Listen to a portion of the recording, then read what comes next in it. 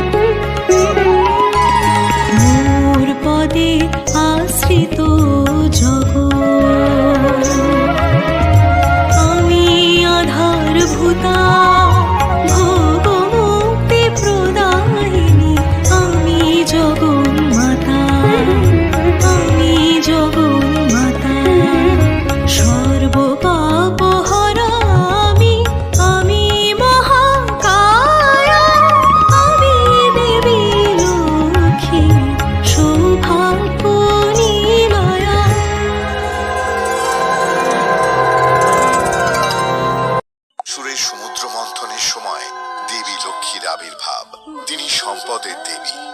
নবপত্রিকায় ধানের অধিষ্ঠান